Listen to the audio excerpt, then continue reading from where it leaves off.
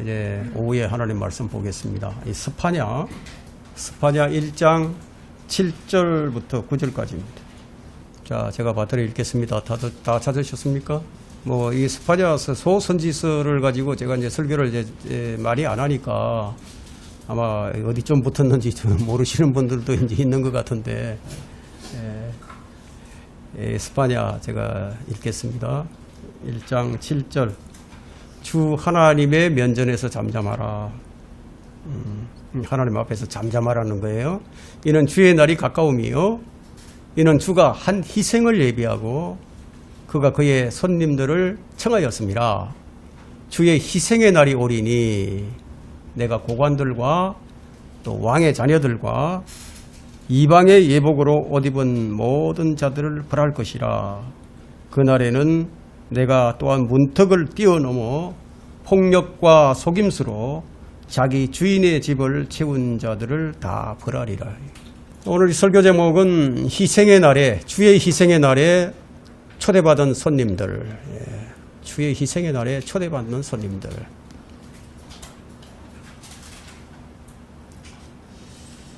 이 스파냐서는 이제 소선지서예요. 소선지서에 이제 속하는데, 그러면 선지자들은 무엇을 외쳤을까요? 선지자들이 하나님께 부르심을 받고 무엇인가를 외쳤는데, 아끼지 말고 크게 외치며 나팔처럼 네 목소리를 높이라. 내 백성에게 그들의 허물을, 야곱의 집에 그들의 죄들을 보이라 하고 이사야 58장 1절에 그렇게 기록하고 있습니다. 이 선지자들은 백성들의 허물과 죄들을 지적해서 외쳤어요. 이것이 오늘날 이 설교자가 강단에서 외쳐야 할 말씀이에요. 하지만 오늘날 이 강단은 어떻습니까? 웃음과 감동을 주는, 즐거움을 주는 그런 설교자들로 가득해 있죠. 어떻게 하든 회중의 마음을 상하게 하지 않으려고 그렇게 애를 씁니다. 이런 설교자들에 대한 경고도 성경에 있습니다. 예레미야 23장 1절에 보면은 주가 말하노라. 내 초장의 양들을 죽이고 흩어버리는 목자들에게 화 있으리라고 했습니다. 이것은 싹군 목자들을 향한 경고예요. 좋은 목자가 있고 싹군 목자도 있어요. 선지자들은 주의 말씀을 받아서 선포하는 것이 선지자의 사역이었습니다. 그것이 좋은 말씀이든 나쁜 말씀이든 그대로 받아서 전달을 해야 했습니다. 주님은 예레미야 선지자에게 말하기를, 너는 레바논에 올라가서 외치며, 지금 레바논이 어디죠? 지금 레바논 헤즈볼라와 지금 이스라엘이 일촉즉발의 그 전쟁이 일어날 일촉즉발에 있죠. 레바논에 올라가서 외치며 바산에서 네 목소리를 높이고 길들에서 외치라. 이는 네 모든 사랑하는 자들이 멸망당하였습니다. 선지자들이 길거리에서 외쳤어요. 말하자면 선지자들은 모두 그리 설교자들인 셈이죠. 잠잠하지 말고 외치라는 것이에요. 잠잠하지 말라. 내가 너에게 말하노니 이 사람들이 침묵을 지킨다면 돌들이 즉시 소리를 지르리라. 우리 주님께서도 말씀하셨어요. 누가복음 19장 40절에서. 하지만 입을 열어야 할 자들이 있는 반면에 입을 닫아야 할 자들도 있습니다. 그들이 누구인가 하면요, 싹군 목자들이에요. 더러운 이익 때문에 자기들이 돈을 벌 목적으로, 자기 주머니들을 채울 목적으로 더러운 이익 때문에 가르쳐서는 안 될 것을 가르쳐서 집들을 온통 뒤집어 놓는 그들의 입을 막아야 할 것이라. 이런 말씀이 디도서 1장 11절에 기록되어 있습니다. 실제로 우리 주님께서는 이 초림 기간에, 공생의 기간에 사역을 하시면서 서림 제사장들과 서기관들의 입을 잠잠하게 만들었습니다. 여러분, 이제 누가복음 20장 26절에 보게 되면요, 그들이 백성 앞에서 주의 말씀을 책잡을 수가 없는지라 주의 대답에 잠잠하며 놀라더라. 주님께서 외치니까, 주님께서 말씀하시니까 어떤 꼬투리 잡을 게 없었어요. 입을 닫을 수밖에 없었어요. 주님께서 하시는 말씀이 너무 엄청난 말씀이니까 감당할 수가 없는 말씀이니까 이 사람들이 잠잠하고 놀래버렸다. 이게. 입을 닫았어. 하지만 이제 심판 때 곧 주님이 이제 오셔서 재림하시게 되면요, 온 땅, 온 민족들이 그분 앞에서 모두가 다 잠잠해질 겁니다. 그때 이제 주의 심판이 실제로 이루어지는 날이에요. 주님께서 친히 하늘을 열고 주의 군대들과 함께 이제 내려오실 거예요. 저는 이런 설교를 듣고 이런 글을 읽으면은 저는 상상을 합니다. 주의 군대가 되어서 우리가 그리스도인들이 주의 군대가 되어서 주님과 함께 이 땅에 다시 내려온다. 그런 걸 생각해 보면 참 희열이 일어나죠. 그죠? 왕의 재림이에요. 왕의 재림. 만왕의 왕이신 재림, 주의 재림인데 온 땅의 군대들과 전쟁과 갈등과 온 세상의 소요들을 잠잠하게 하는 대사건이 될 겁니다. 그날이. 주의 재림으로 인해서 전쟁도 끝이 나고 약육강식의 치열한 경쟁도 다 사라지고 모두가 다 잠잠하게 될 거예요. 비록 종교 논쟁이나 이 교리 논쟁도 다 끝이 납니다. 그때는 그 누구도 주님 앞에서 입을 열지 못하게 됩니다. 주님이 계시게 되면 모든 것이 다 잠잠해지는 거예요. 자, 바다도 그분 앞에서는 잠잠했어요. 바람도 그분 앞에서는 순종을 했습니다. 이 스파냐서는 사실상 이제 유엔에 대한 가장 파괴적이고 또 아주 끔찍할 정도로 이 저주로 가득 찬 심판을 여기 담고 있습니다. 이 스파냐서는 하나님의 목적이 이제 민족들을 모아서 이 유엔을 이제 구성하게 해서 그들을 쭉쟁이처럼 단으로 묶어서 불에 태우는 것임을 아주 명백하게 이 스파냐서가 예언을 하고 있어요. 그 이유는 뭐냐면 세상이 하나가 되어서 우리 주님을 대적해서 이 성경을 대적해서 일어났기 때문이에요. 성경을 대적한다. 성경을 대적하는 것이 우리 하나님을 대적하는 거예요. 온 인류가 하나의 지구촌이 되자 전 세계가 종교 통합을 이루고 그분을 대적하게 될 때 그 시점에 주님께서 무엇을 선포하시느냐면 전쟁을 선포하십니다. 문자 그대로 적그리스도의 세상을 침공하신다는 거예요. 침공. 주께서 주의 성도들과 하늘을 열고 구름을 타고 내려오시는 것이 이 세상을 침공하는 거예요.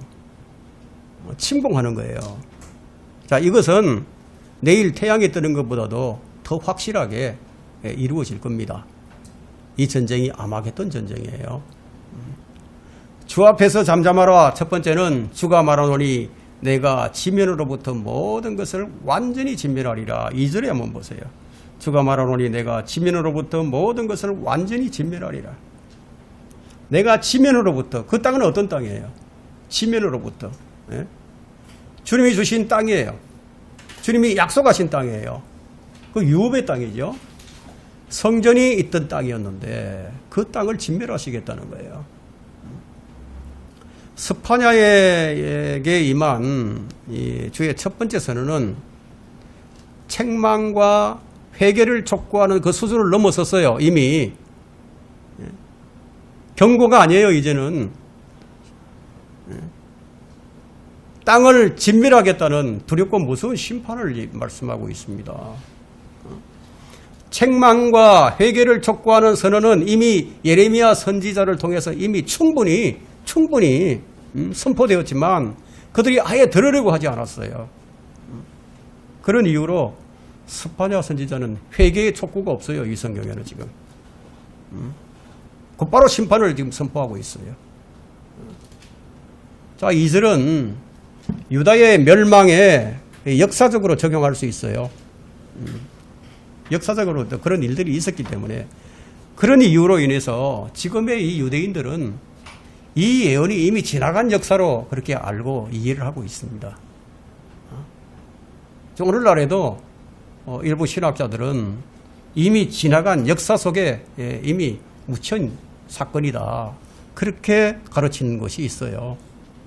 그러나 그것으로 그치면 안 되는 이유가 뭐냐면은 우리가 이 예언의 시간표를 자세히 들여다보면은 이 사건은 앞으로 대환란기에 그들에게 일어날 아주 예언적 사건이기 때문이에요.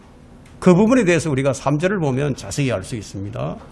한번 3절을 보세요. 내가 사람과 짐승을 진멸하리니 공중의 새들과 바다의 고기들과 그치는 것들을 악인들과 더불어 진멸할 것이요 내가 진멸로부터 사람을 끊어버리리라 주가 말하노라. 심판의 대상이 이제 명백하게 기록이 되어 있죠. 그 대상들이 뭡니까? 사람인들이죠. 짐승들이죠. 그죠? 새들이죠. 하늘의 나는 새들. 바다의 물고기들이에요. 자, 이 사건을 역사적으로 BC 606년에 있었던 바벨론 침공 사건으로 제한할 수 없는 것들이 뭐냐면은 그 바벨론 침공 사건 때는 바다의 새들이나 뭐 하늘의 새들이나 바다의 물고기들이나 뭐 이 짐승들 이런 것들이 멸망당하지 않았었어요. BC 606년에 바벨론이 철저하게 유다를 진멸시켰는데 그들이 재산을 다 약탈해갔죠. 성전의 기명들 이런 것들을 전부 왕궁의 모든 보물들을 어디로 옮겨갔습니까? 바벨론으로 옮겨갔어요. 사람들은 죽이거나 포로로 잡아갔죠. 그런데 바벨론이 철저하게 유다를 진멸시켰다 해도 공중의 새들과 바다의 물고기는 어떻게 할 수가 있는 대상이 아니었었어요. 그러므로 이 구절은 대환란 때 적용해야 할 예언이 분명해집니다. 예언은 완전하게 성취되어야 하기 때문이에요. 부분적인 성취가 된 것은 완전한 성취가 이루어진 것이 아닙니다. 그럼 예언이 어떻게 증명이 되느냐 하면 한번 예레미야 4장을 한번 보겠습니다. 예레미야 4장 24절부터 26절까지예요.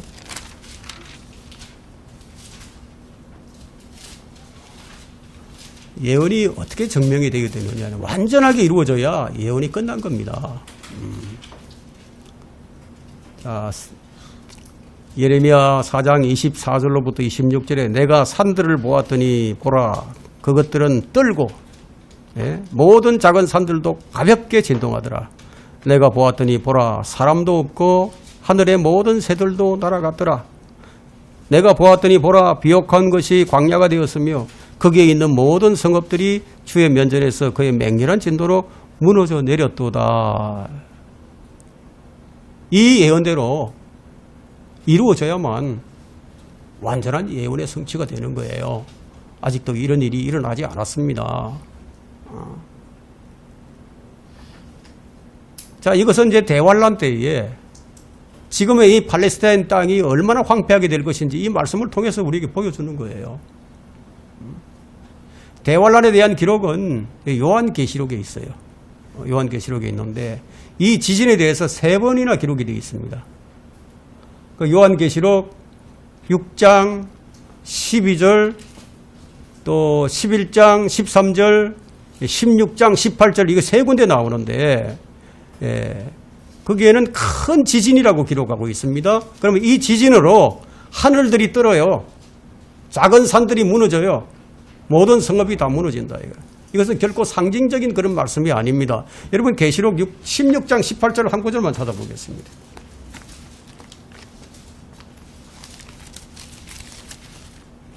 계시록 16장 18절. 자, 음성들과 천둥들과 번개들이 있었고 또 큰 지진이 일어났는데 그 지진이 너무도 엄청나서 사람이 땅에 거주한 이래로 그처럼 강력하고 큰 지진은 일찍이 없었더라.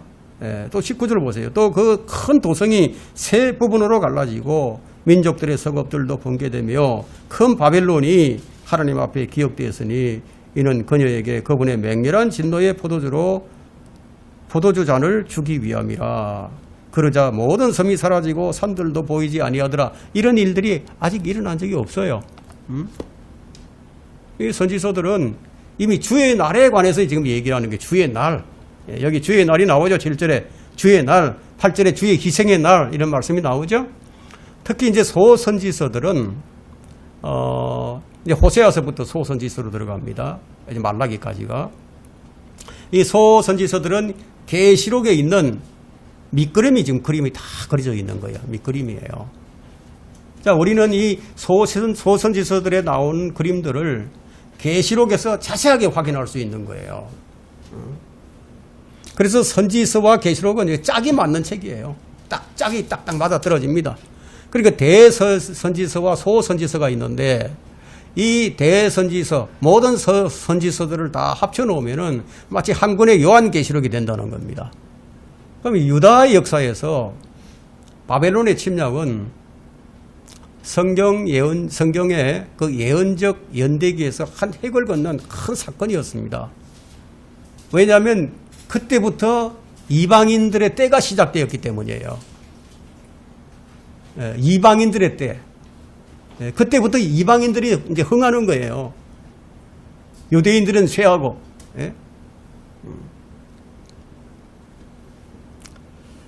성경 곳곳에서 그 사건에 관한 기록들이 넘쳐납니다. 성경의 예언이 완전히 성취될 때까지 역사는 어떻게 되느냐? 반복이 되는 거예요. 반복. 그래서 이 예언은 2중, 3중 적용이 가능해집니다. 바빌론의 침공으로 이스라엘이 끝나지 않았죠. 끝나지 않았어요. 역사는 계속 반복이 됩니다. AD 70년에도 로마의 그 티투스 장군에 의해서 또다시 한번 이 예루살렘이 완전히 파괴가 됐습니다. 그렇지만 이스라엘은 아직 끝나지 않았어요. 구약에서 한번, 신약에서 한번 있었던 이 예루살렘의 멸망은 대환란이 있을 그 예언적 사건의 모형들이었습니다. 그러면 공중의 새들, 바다의 물고기 이런 것들을 진멸시키려면 어떤 일이 있어야 되겠습니까? 초자연적인 사건이 아니면 불가능하겠죠. 여러분 핵전쟁이 일어난다거나 뭐 이런 일들이 있어야 되겠죠. 그죠? 여러분 그 BC 606년경이면 여러분 그 총이 없었어요. 그냥 칼과 창, 활 뭐 이런 것들로 싸웠던 전쟁에서 공중의 새들이 어떻게 다 진멸이 되겠습니까? 바다의 물고기들이 어떻게 다 진멸이 될 수 있겠습니까? 예언은 반드시 이루어져야 합니다. 그 예레미야서를 다시 한번 보겠습니다. 예레미야 9장 한번 보세요. 예레미야 9장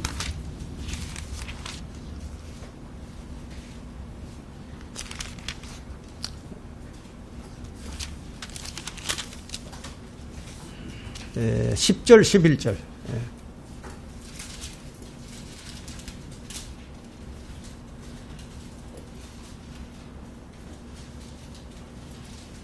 10절 11절.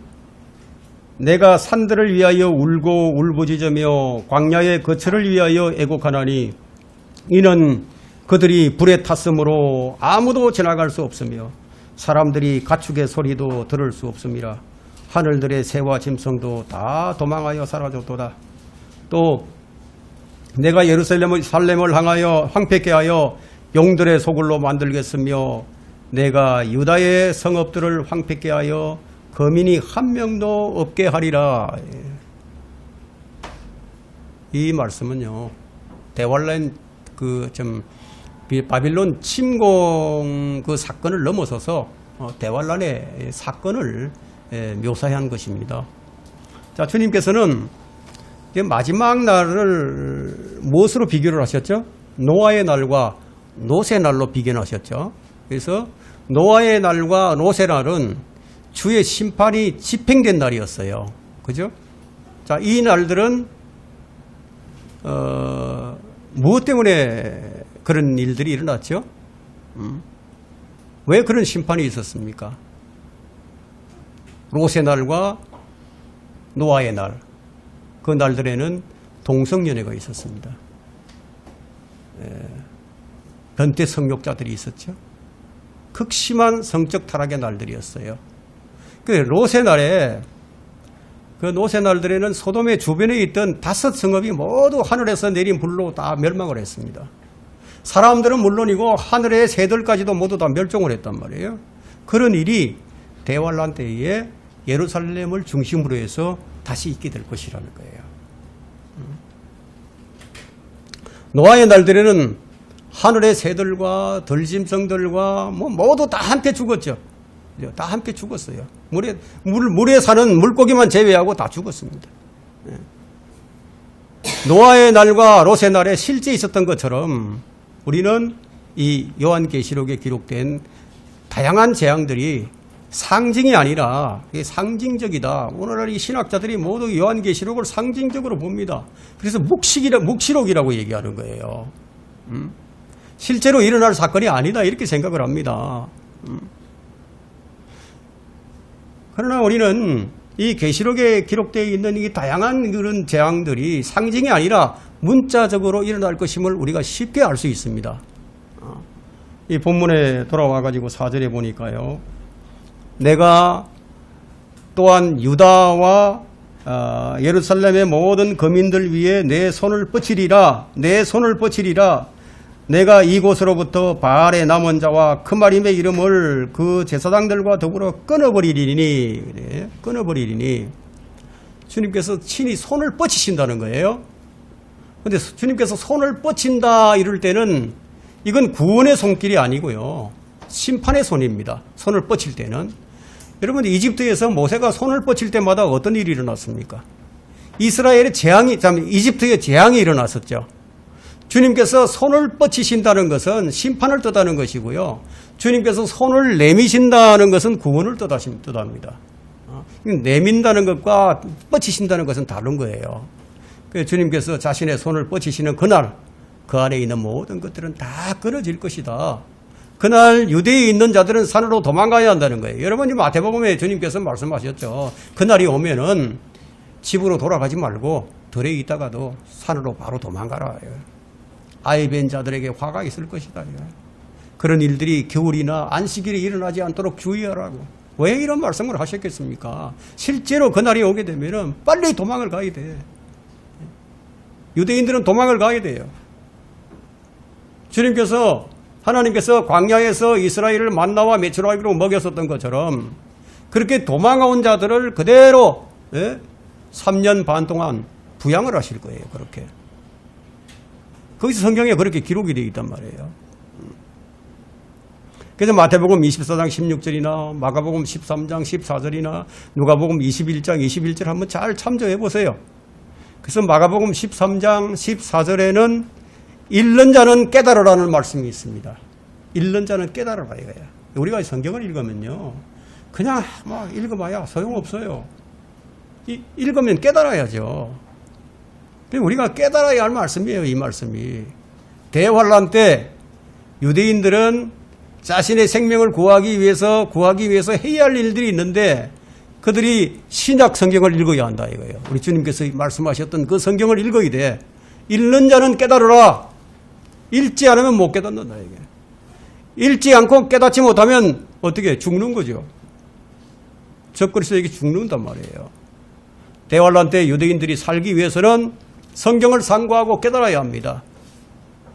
성경에 기록된 말씀이 문자 그대로 진행되는 것을 보면서 도망을 가야 된다는 거예요. 유대에 있는 자들은 산으로 도망가고 예루살렘에 있는 자들은 밖으로 빠져나가야 한다. 이것이 얼마나 급했던지 여러분 한번 생각을 해보세요. 6월절 밤에 이스라엘이 얼마나 급하게 빠져나왔습니까? 이집트를. 그렇게 빠져나왔죠. 그런 것처럼 얼마나 급했던지 입을 거, 먹을 거, 뭐 이런 기중품 이런 거 챙길 시간이 없다는 거예요. 깨닫는 유대인들은 광야로 도망쳐서 주님의 보호를 받아야 된다는 거예요. 그럼 어디로 도망을 가겠습니까? 그들이 산으로 도망가라 말씀하셨는데 에돔에 있는 우리가 추측하기로는 지금 에돔은 트랜스 요르단입니다. 사해 아래쪽에 있는 그쪽에 페트라라는 곳이 있습니다. 페트라. 그 페트라는 협곡이죠. 그 협곡이 굉장히 좁아요. 그러면 석회암으로 된 그런 이 절벽들이 쫙 있는데 거기에는 이 동굴들이 어마어마하게 많이 있습니다. 거기 도망가야 된다. 거기서 도망가면 하나님께서 이제 부양을 하실 것이다. 저는 이제 그런 생각을 많이 해봤어요. 지금 이 시대에는 옛날과는 다르게 지금 미사일이 있잖아요. 전투기들이 있잖아요. 폭격기들이 있지 않습니까? 그런데 그 산으로 도망갔다고 해서 페트라에 숨는다고 해서 이 현대 무기 한 방이면 끝나버리지 않겠어요? 그러니까 요한계시록 17장에 보면은 그 사탄이 적그리스도가 여인에게 분노해가지고 이스라엘 백성들에게 분노를 해가지고 도망가고 남은 자들을 향해서 이 싸우려고 나간다는 그런 말씀이 기록이 되어 있거든요. 도망간 자들을 죽이기 위해서 물로서 공격을 합니다. 물로서 뭔가 댐을 열어가지고 그냥 물로 그 협곡에 물을 집어넣어서 이렇게 다 수장을 시키려고 북한에서 이제 비가 많이 오고 그러면 막 그냥 댐을 열어가지고 임진강이 막 넘치고 그러죠. 그런 일들이 있죠. 그런 것처럼 물을 뭐 썰어버린단 말이에요. 그런데 하나님께서 땅이 입을 열어서 그 물들을 다 삼켜버릴 것이라고 말씀하셨죠. 그건 우리가 이해를 해요. 우리 충분히 우리 상식으로 이해가 가능합니다. 그런데 한번 생각을 해보세요. 지금 미사일이 있잖아요. 폭격기가 있잖아요. 그런 것으로 한 방 쏘면 끝나는 거죠. 그런데 어떻게 보호를 받을까요? 성경은 분명히 보호를 받는다고 말씀하고 있거든요. 그럼 그들이 어떻게 보호를 받을까요? 그것이 하나님의 능력이죠. 아무리 미사일을 쏘아봐야 뭔가 보호막이 씌워지든지 불발탄이 나든지 아예 공격을 할 수 없는 그런 곳이 된다는 거예요. 그렇게 해서 3년 반 동안을 부양시킬 겁니다. 이걸 누가 깨닫겠습니까? 성경을 읽고 깨닫는 자가 있다는 거죠. 그죠? 깨닫는 자가 있다. 바알의 남은 자와 크마림의 이름을 그 제사장들과 더불어 끊어버리리라. 이게 끊어버린다. 이 성경에는 크마림이라는 단어가 3번 나와요. 크마림. 이 크마림이라는 이 단어는 그 뭐냐면 우상숭배하는 제사장들의 이름이에요. 그 우상숭배하는 자들을 그때 크마림이라고 이렇게 불렀다. 그 성전에는 주의 제사장들이 있듯이 바알 신전에는 그들의 제사장들이 있었단 말이에요. 그 당시에 유다의 영적 상태는 다문화 다종교였습니다. 다문화 다종교. 바알의 제사장들과 그들의 선지자들이 혼재해 있었다는 거예요. 오늘날 목사가 있죠? 자, 중들도 있어요. 신부들도 있습니다. 이맘도 있어요. 그런 것처럼 그런 자들이 거기에도 있었다는 거예요. 여기서 이제 주목해야 하는 것은 뭐냐면 2절과 3절과 4절에서 뭐라고 말씀하냐면 그러면 내가. 여러분 내가 이게 주목해야 됩니다. 내가 진멸하리라. 내가 끊어버리리라. 내가 뻗치리라. 이 말씀은 주께서 직접 하시겠다는 거거든요. 직접 하신다는 거예요. 재앙을 주관하시는 분은 하나님이십니다. 유다를 멸하실 분이 바벨론이 유다를 멸망시켰지만 그러나 유다를 멸하신 분이 누구냐? 바벨론이 아니라 우리 주님께서 하셨다는 거예요. 그럼 대환란 때에도 대환란의 모든 재앙도 우리 주님께서 하시는 거예요. 그들을 살리시는 것도 주님께서 하신다. 그러면 이스라엘은 주님이 영원히 버리신 것이 아니라 지금 그들은 징계를 받고 있는 기간일 뿐이에요. 징계를 받고 있는 중이단 말이에요. 아직도 홀로코스트보다도 더 극심한 그들은 고통을 받아야 합니다. 그것이 한 번 더 남아 있어요. 주 앞에서 잠잠하라. 두 번째는 주님께서는 우상 숭배와 관련된 모든 자들을 끊어버리실 겁니다. 4절부터 6절을 한번 보세요. 그 끊어질 대상이 누구인지 이제 말을 하고 있죠. 이제 5절, 6절 봅니다. 지붕들 위에서 하늘의 군상을 경배하는 자들과 주로도 맹세하고 말캄으로도 맹세하며 경배하는 자들과 주로부터 돌이키는 자들과 주를 찾지도 아니하고 그에게 구하지도 아니하는 자들이라. 여러분 이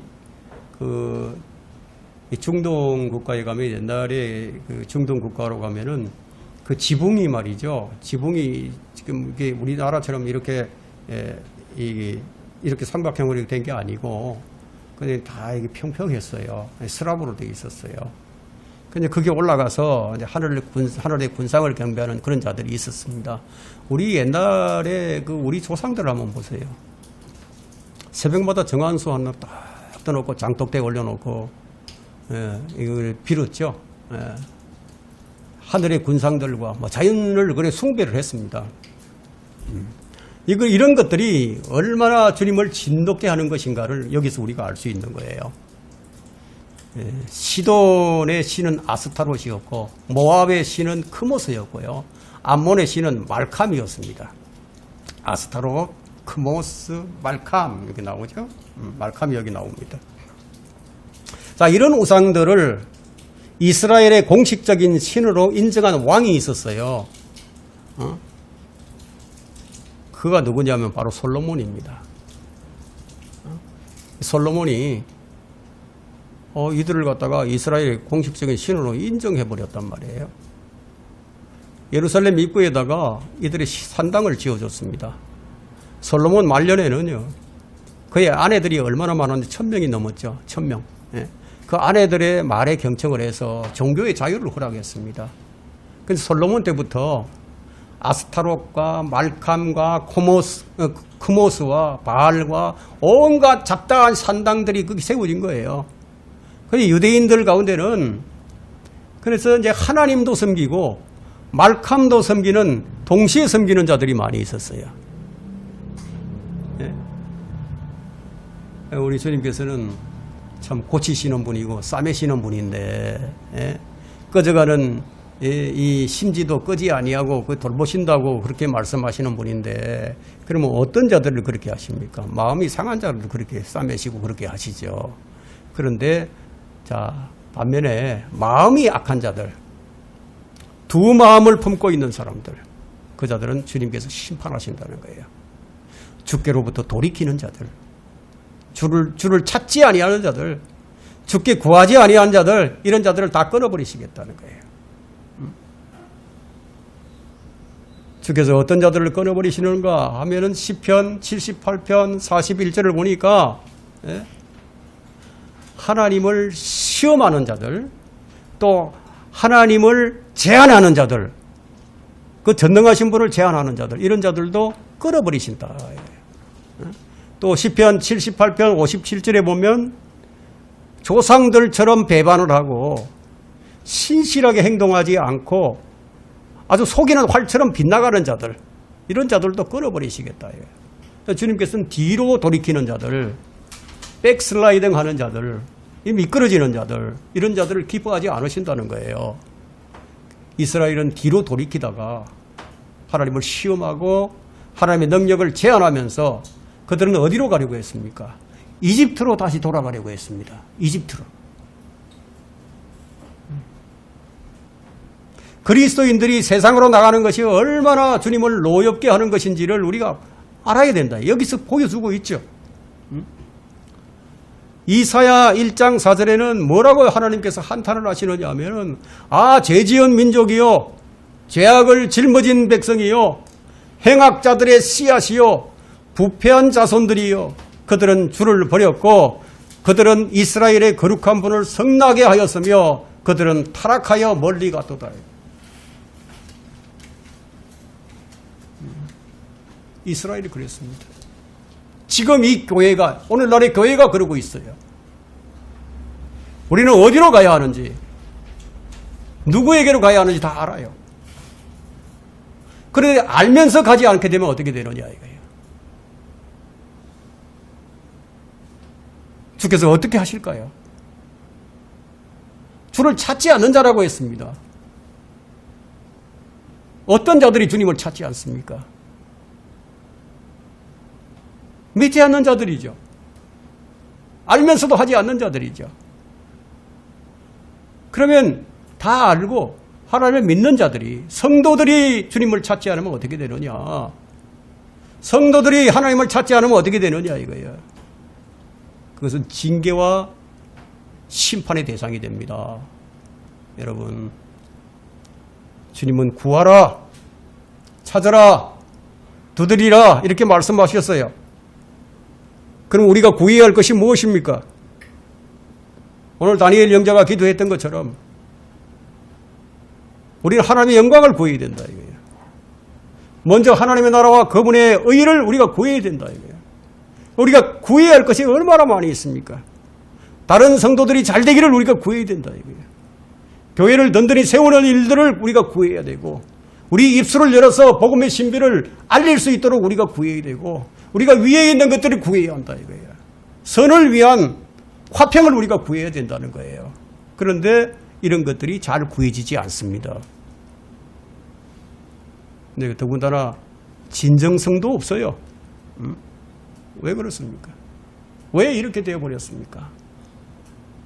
그것은 주의 말씀에 거하지 않기 때문이에요.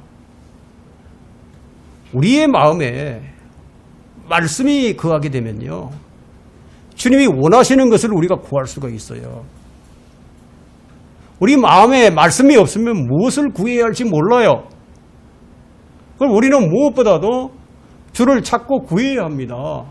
그래서 역대기상 22장 19절에는 이제 너희는 너희 마음과 혼을 정하여 주 너희 하나님을 찾으라고 얘기합니다. 전심으로 그렇게 하라는 얘기예요. 힘을 다하고 생각을 다하고 혼을 다하고. 그런데 유대인들은 지금 여기 보니까 주를 찾지 않았어요. 대신에 하늘의 군상들을 숭배했습니다. 그들은 하나님도 섬기고 하나님으로도 맹세하고 말캄으로도 맹세를 했습니다. 오늘날 그리스도인이라고 하는 자들이 주님을 찾는 대신에 어디로 가는지 아세요? 전문가를 찾아갑니다.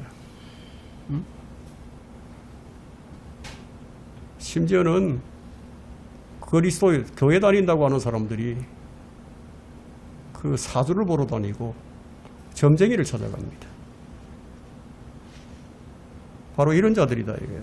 주로도 맹세하고 말캄으로도 맹세하는 자들. 예.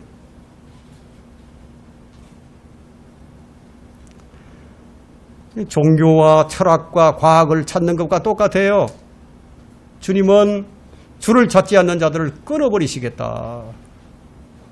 이사야 55장 6절에서 그를 찾을 만할 때 너희는 주를 구하며 그가 가까이 계실 때 그를 부르라.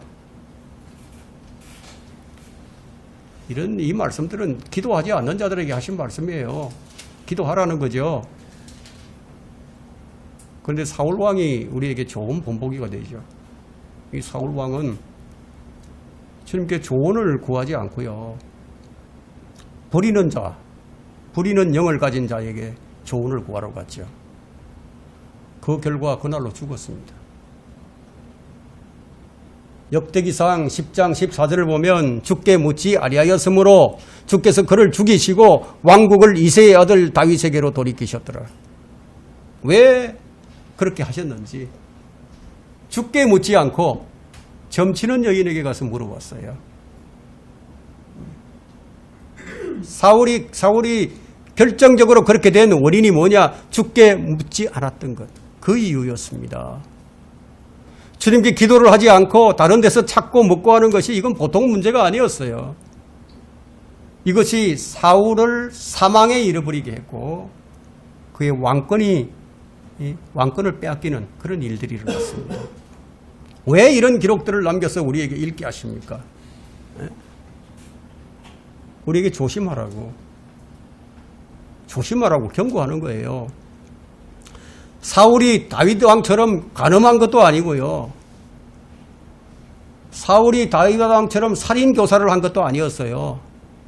그는 단지 주께 조언을 구하지 않고 부리는 영에게 가서 조언을 구했던 거예요. 이것이 심판을 받을 만큼의 큰 죄였습니다. 아사왕은 또 어떻습니까? 아사왕은 아주 선한 왕이죠. 선한 왕이었어요. 유다 왕국에서 가장 선한 왕으로 불리는 그런 인물 중에 한 명인데 그는 통치 39년에 그의 발에 병이 났습니다. 발에. 그런데 그가 구한 것은요.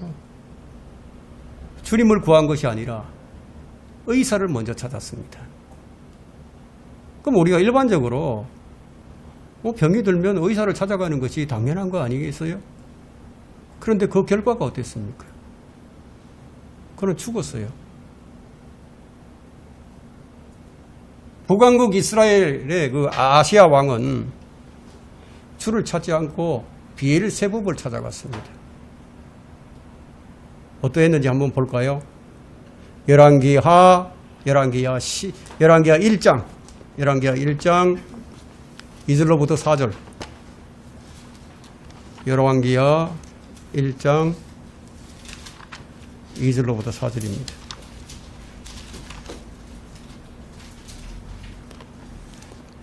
자, 그때 아시아가 사마리아에 있는 그의 다락방 난간에서 떨어져 병이 든지라 그가 사자들을 보내며 말하기를 가서 에크론의 신 바알세붑에게 내가 이 병에서 회복되겠는가 물으라 하니라. 하나님을 섬기는 자가 하나님을 놔두고 지금 어디로 갑니까? 이방신에게로 가게 되죠. 그러나 주의 천사가 티셉인 엘리야에게 말하기를 일어나 사마리아 왕의 사자들을 만나러 올라가서 그들에게 말하기를 이스라엘에 하나님이 없어서 너희가 에크론의 신 바알세붑에게 물으러 가느냐. 그러므로 주가 이같이 말하노라. 너는 네가 올라간 그 침상에서 내려오지 못하고 반드시 죽으리라. 반드시 죽으리라 하라. 이니 엘리야가 떠나리라. 반드시 죽으리라 하라.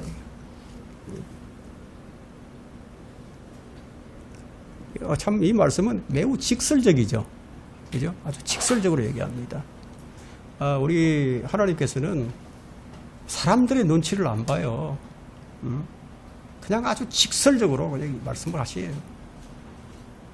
성령님께서 우리에게 말씀을 주실 때도 마찬가지예요. 직설적으로 하십니다.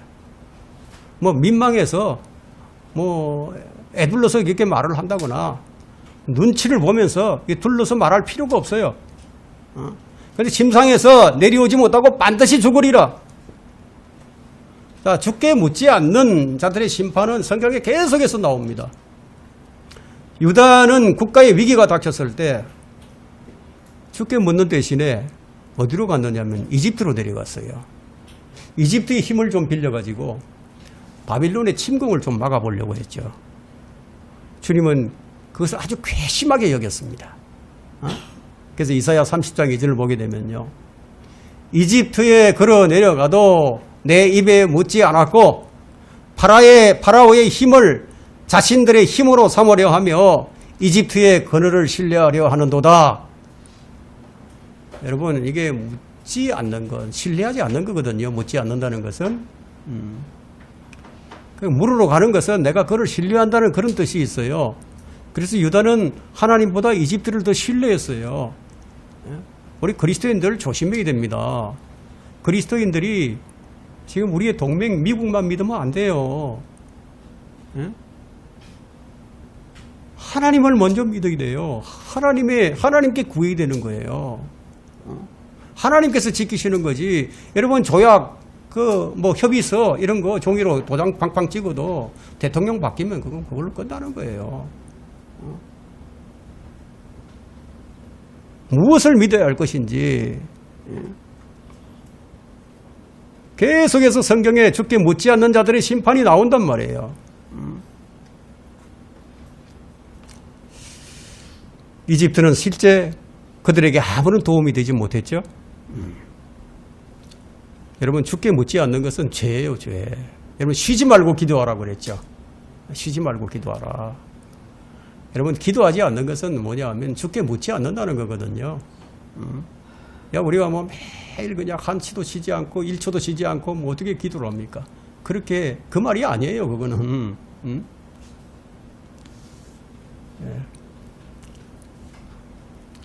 이 얼마나 두려운 말씀들입니까? 왜 이토록 많은 이런 말들을 기록해 두었죠? 읽고 깨달아서 올바로 믿으라는 거예요. 여러분, 이사야 30장 3절을 한번 보세요. 이스라엘이 이집트를 신뢰했거든요. 그러니까 우리 주님께서 뭐라고 말씀하시는지 한번 봅시다. 하나님을 신뢰하지 않고 이집트를 신뢰하니까 이사야 30장 3절에서 하나님께서 이렇게 말씀하십니다. 그러므로 파라오의 힘은 너희의 수치가 될 것이요 이집트의 그늘이 너희의 치욕이 될 것이라. 묻지 않는 결과가 이 결과로 인해서 유다가 끊어져 버렸습니다. 주 앞에서 잠잠하라. 세 번째 7절입니다. 주의 희생의 날에 초대받는 손님들은 잠잠할 것이다. 주 하나님의 면전에서 잠잠하라. 이는 주의 날이 가까움이요 이는 주의 날이 가까움이요 이는 주가 한 희생을 예비하고 그가 그의 손님들을 청하였습니다. 주의 날을 8절에서는 뭐라고 얘기하냐면 주의 희생의 날이라고 얘기하고 있죠. 그럼 초대받는 손님들은 누구예요? 누구일 것 같습니까? 초대받는 손님들은. 여러분, 사람이 아니고 공중의 새들입니다. 공중의 새들이 초대받아요. 주의 만찬에. 희생의 날의 만찬입니다. 이것은. 누구를 그렇게 음식으로 제공할 것이냐면 한번 8절을 보세요. 내가 고관들과 왕의 자녀들과 이방의 예복으로 옷 입은 모든 자를 벌할 것이라. 내가 고관들 누구예요? 다스리는 자, 통치권을 얘기해요. 통치권자들. 예? 국회의원, 장관 할 것 없이 어쨌거나 통치권자를 얘기하는 겁니다. 예? 이 통치권자들과 왕의 자녀들, 예? 왕의 자녀들과 이방의 예복으로 옷 입은 모든 자를 벌할 것이라. 사람들이 뭐라고 얘기하든지 간에 성경에 예언된 주의 희생의 날이 반드시 옵니다. 이 주의 희생의 날은 역사적 사건으로 이 땅에서 일어날 미래의 역사입니다. 미래의 역사. 세상 사람들은 믿지 않겠지만 이것은 미리 기록된 역사예요. 주의 심판은 문자 그대로 주께서 이 땅에 오시고 왕국을 세우실 것이고 보좌에 앉으셔서 온 땅을 심판하시고 다스리게 된다는 것은 진리예요. 진리. 정해져 있는 거예요. 이것은 누가 믿든 안 믿든 그대로 일어납니다. 성경을 믿지 않는 사람들은 주께서 오셔서 이 땅에서 이 땅을 통치할 때 아무런 말도 할 수 없을 거예요. 그것이 사실이었구나. 사실로 입증이 되니까. 여러분, 실제로 일어났는데 무슨 말을 하겠어요. 실제로 일어났는데. 주님은 심판의 주로서 이 땅에 오십니다. 그래서 스가랴 2장 13절에는요. 뭐라고 말씀하냐면 오 모든 육체들아 주 앞에서 잠잠하라. 다 입을 닫으라는 얘기예요. 이는 그가 그의 거룩한 처소에서 일어나십니다. 그분이 지금 보좌에 앉아 계시는데 이제 곧 그분이 일어나실 때가 됐다 이거예요. 이것이 실제로 이제 일어난다는 겁니다. 그럼 학자들이나 변론가들 다 입을 닫아야 된다 이게. 모든 육체들아, 누구도 변론하지 못한다는 거죠. 천문학자들이나 지질학자들이나 진화론자들이 떠들고 내놓는 이 연구 논문들 다 거짓말이라는 거예요. 다 드러난다는 거예요. 사람들은 거짓말을 공부하고 거짓말을 연구하면서 평생을 허비해가고 있죠. 그들의 연구 결과는요, 시간이 지나면서 또 다른 거짓을 연구한 학자들에 의해서 다 사장되어 갑니다. 그런데 그것들을 가지고 맞벌이를 하고 있죠. 거짓말을 얼마나 잘하느냐, 그것이 재능이에요, 재능. 앞에 있던 거짓말은 뒤에 나오는 거짓말로 사장이 되는 거예요. 그래서 성경이 사실로 판명되는 그날에 그들은 모두 다 잠잠하게 될 거예요.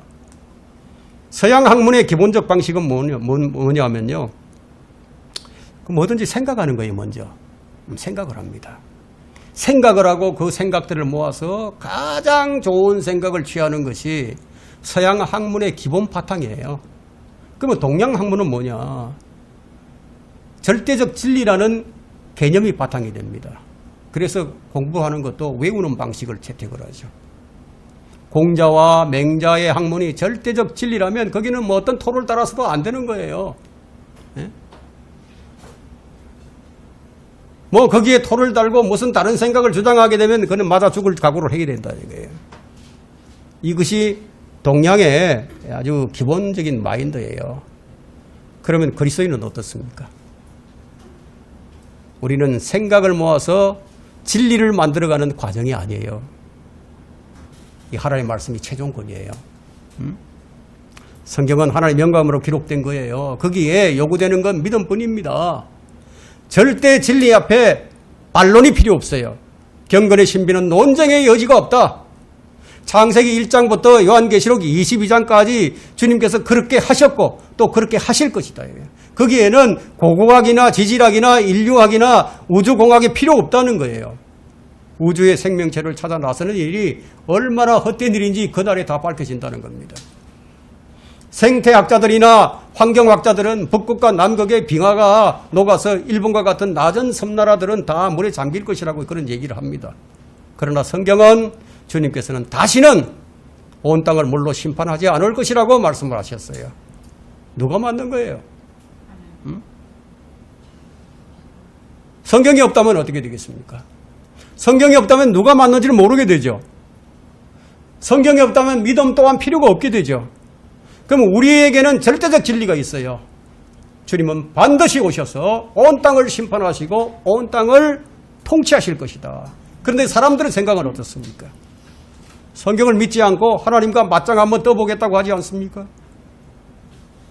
그런 사람들은 어떻게 되죠? 심판을 받는다는 거예요. 그래서 여기 지금 떠들지 말라는 거예요. 주 하나님의 면전에서 잠잠하라. 떠들지 말라. 예? 모든 육체들아 주 앞에서 잠잠하라.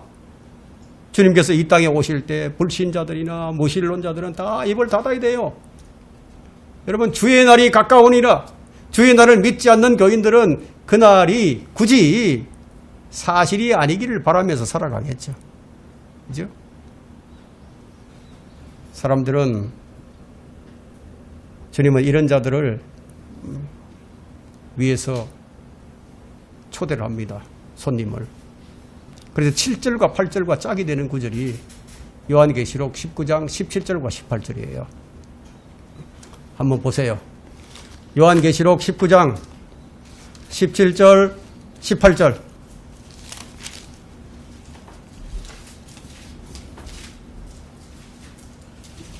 이것은 지상의 모든 정부 형태의 완전한 멸망을 얘기합니다. 한번 보세요. 19장 17절 18절 또 내가 보니 한 천사가 해에 서 있는데 천사가 해에 서 있어. 해. 그가 큰 음성으로 외쳐 하늘 가운데로 날아가는 모든 새들에게 말하기를. 자, 손님이 누구인지 여기서 얘기합니다. 하늘 가운데로 날아가는 모든 새들에게 말하기를 와서 위대하신 하나님의 만찬에 다 함께 모여 왕들의 살과 최고의 대장들의 살과 용사들의 살과 말들과 그 위에 탄 자들의 살과 자유인과 종이나 작은 자나 큰 자나 할 것 없이 모든 자의 살을 먹으라고 하십니다. 이것이 하나님의 만찬이란 말이에요. 이건 그리스도의 만찬이 아니고 하나님의 만찬이에요. 누구를 위한 만찬입니까? 하늘의 모든 새들을 위한 만찬이에요. 주님께서는 어디든지 시체가 있는 곳에 독수리들이 함께 모인다고 말씀하셨어요. 누가복음 17장 37절에서 우리 주님이 예언하셨죠. 이것은 아마겟돈 전쟁입니다. 주님께서 말씀하신 시체들은 유엔의 2억의 군대가 될 것이고 초대한 모든 손님은 하늘의 새들이다 이거예요. 그래서 오늘 여기 8절에도 보니까 주의 희생의 날이 오리니 그러죠? 내가 고관들과 왕의 자녀들과 이방의 예복으로 옷 입은 모든 자를 벌할 것이라. 온 세상의 왕들과 군대들이 죽임을 당할 그날이 주의 희생의 날입니다. 여기에 또 희생될 다른 자들이 있는데 유다서 1장 7절에 보니까 그들이 누구인지 나옵니다. 소돔과 고모라와 또 그 같은 방식을 따르는 그 주위의 성읍들까지도 자신들을 음행에 내주어 다른 육체를 따라가다가 영원한 불의 형벌을 받음으로 한 본보기가 되었느니라. 다른 육체를 따라가는 자들이 누구였습니까? 다른 육체를 따라간다. 여러분 이게 저 창세기 6장의 그 네피림 사건이 그때 한 번으로 끝나는 게 아니에요. 또 일어난다는 거예요. 사람의 몸은요, 그릇이나 장막으로 성경에서 표현이 되고 있습니다. 심지어는 옷, 집 이렇게 표현이 되는데 다른 육체라는 것은 사람이 아닌 다른 육체를 얘기하는 거예요. 이상한 육체를 얘기합니다. 여러분, 노아 홍수 이전에 하나님의 아들들이, 타락한 천사들이 지상에 내려와서 사람의 딸들을 취했습니다. 그 결과 거인들이 태어났죠. 거인들. 5m, 7m, 10m. 우리 성경에 나와 있는 그 바산왕 옥이 철제 침대가 5m였습니다. 사람의 키가 얼마나 컸는지 알 수 있죠. 그래서 하나님의 아들들은 타락한 천사들이다. 그 마지막 날들에도 이상한 육체를 가진 자들이 대거 이제 출현하게 될 텐데요. 여러분, 계시록 9장에 보면 땅에서 올라오는 자들도 있고요. 또 계시록 12장 9절에는 하늘에서 내려오는 자들도 있어요. 이들 모두가 군대를 이루어서 땅의 사람들과 합쳐서 주의 희생의 날을 위해서 모여들게 될 것입니다. 결론적으로 주님께서 위대한 하나님의 만찬을 위해서 친히 준비하실 거예요. 다른 누가 준비하는 게 아니에요. 그분께서 친히, 만왕의 왕께서 하늘의 군대들과 함께 내려오셔서 하나님의 만찬을 준비하실 거라는 거예요. 주님은 이 전쟁에서 잠잠하지 않는 모든 자들을 다 끊어버리실 거예요. 이들을 다 끊으신 후에 또 다른 심판을 말씀하십니다. 그것이 9절이죠. 그죠? 9절에 그날에는 내가 또한 문턱을 뛰어넘어 폭력과 속임수로 자기 주인의 집을 채운 자들을 다 벌하리라. 주님은 그날에 전쟁에 참여하지 않은 자들, 전쟁에 참여한 자 외에도 벌할 자들이 있다는 거예요. 누구들이냐? 폭력과 속임수로 자기 집의 주인을 채운 자들이다. 자, 폭력은 힘으로 빼앗는 거죠. 속임수는 사기로 빼앗는 거죠. 부자들은 보통 이런 방식으로 재산을 정식해 갑니다. 폭력과 속임수는 어느 시대에도 있었지만 대환란 때는 더욱더 극심해질 겁니다. 대환란 때는 짐승의 표가 없으면요, 매매할 수도 없어요. 대환란 때는 부자로 사는 것이 저주나 마찬가지입니다. 지금은 부자로 사는 것이 죄가 아니지만 그때는 부자로 사는 것이 죄를 짓지 않으면 불가능해집니다. 부자가 죄인이 되는 시대예요. 그래서 하박국 2장 9절에는 자기 집을 위하여 자기 집을 위하여 악한 탐심을 내는 자들에게 화가 있으리니 이는 그가 자기 둥지를 높은 데다 털어 악한 세력으로부터 구해냄을 받으려 함이니라. 그러니까 이 부자들이요, 이 뇌물을 써서 악한 세력들로부터 구해냄을 받으려고 한다는 거예요. 그 대환란 때 이 부자들은 그 적그리스도의 그 정부에 뇌물을 써서 구해냄을 받으려고 한다. 이런 자들에게 주님께서 벌을 하실 것이다. 우리는 주의 날이 심판인 줄 알아요. 우리는 주의 날이 오기를 고대하는 사람들입니다. 주께서 오실 때 그날에는 모든 육체가 다 잠잠해지게 됩니다. 지금 사람들은 그날이 오니 안 오니 이런 말이 많지만 그날에 실제로 이런 날이 일어난다는 거예요. 실제로 그런 일이 일어난다면 믿지 않는 자들이 얼마나 놀라겠습니까? 깜짝 놀라겠죠. 그러나 그때는 너무 늦었습니다. 우리는 말씀을 통해서 미래를 지금 내다보고 있습니다. 주님께서 우리에게 이런 말씀을 이해하게 할 수 있도록 해주신 주님께 감사를 하고, 이는 끊어짐으로부터 우리를 보호해 주시고 구해 주신, 우리에게 영원한 구원의 영원한 보장을 주신 우리 하나님께 우리가 감사하는 그런 성도들이 되셔야 할 것입니다. 네.